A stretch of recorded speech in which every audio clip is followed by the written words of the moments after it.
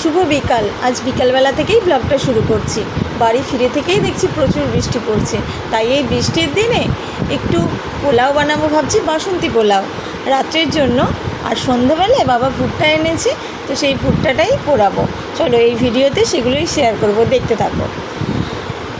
এই যে ভুট্টাগুলো খুব নরম ছিল।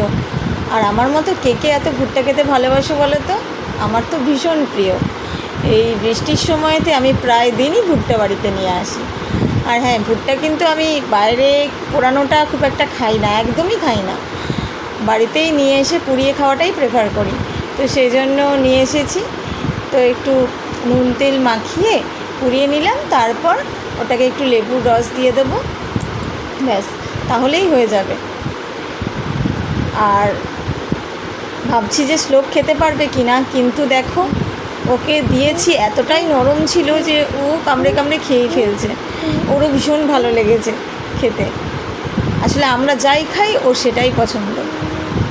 আর ভুট্টার খোসাগুলো নিয়ে দিয়ে খেলা শুরু করে দিয়েছে। ওদিকে মাকে বললাম রাত্রিবেলা তাহলে কী বানাবো, বৃষ্টি পড়ছে বাইরে, একটু বাসন্তী পোলাও বানাই, সকালে চিকেন রাখা আছে, তো সেই দিয়েই হয়ে যাবে।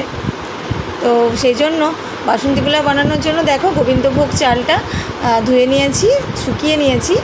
আর এদিকে একটু হলুদ, গোলমরিচ গুঁড়ো, আদা গ্রেট করা, আর একটু চিনি, একটু নুন দিয়ে ভালো করে আর ঘি অবশ্যই দিয়ে ভালো করে মাখিয়ে কিছুক্ষণ রেখে দিয়েছি। আর ওদিকে ঘিয়ের মধ্যে কাজু কিশমিশগুলো হালকা করে ভেজে নেব। বেশি ভাজলে পুড়ে যেতে পারে, তাই জন্য অল্প করেই ভাজবো, ভেজে তুলে রাখবো। তারপর পোলাওটা বসিয়ে দেবো। পোলাও বানানোর ঝামেলা খুবই কম, তাই জন্যই দেখো এদিকে ঘিয়ের মধ্যে গোটা গরম মশলাগুলো দিয়ে দিয়েছি, একটু নাড়াচাড়া করে তারপরে ওই যে মেখে রাখা চালটা দিয়ে দিলাম, দিয়ে ভালো করে একটু ভাজা ভাজা মতন করব। পোলাওয়ের এটাতে সবই দেওয়া আছে। আর হ্যাঁ, যেটা তোমাদের বলাই হয়নি, আমি এখানে 1 বাটি মতো চাল নিয়েছি, গোবিন্দভোগ চাল, সেই জন্য আমি 2 বাটি জল দেব। আসলে রেশিওটা এরকমই হবে, যা চাল নেব তার ডবল জল। তো সেই জন্য ভেজে রাখা কাজু কিশমিশগুলোও দিয়ে দিলাম। তো এবার জল দিয়ে তারপরে ঢাকা দিয়ে দিলেই ব্যাস কিছুক্ষণ ফুটবে, তারপরে রেডি হয়ে যাবে ঝরঝরে বাসন্তী পোলাও। আর হ্যাঁ, যারা ভিডিওটা দেখতে দেখতে এতদূর চলে এলে অবশ্যই আমার চ্যানেলটা ভালো লাগলে সাবস্ক্রাইব করে দিও, আর লাইক কমেন্ট শেয়ার করে পাশে থেকো। এদিকে দেখো আমি পরিমাণ মতো জলটা দিয়ে দিয়েছি, আর ঢাকনাটাও দিয়ে দিয়েছি। ঢাকনা দেওয়ার পর যাতে বাষ্পটা না বেরিয়ে যায়, তাই জন্য একটা লবঙ্গ দিয়ে মুখটা বন্ধ করে দিলাম।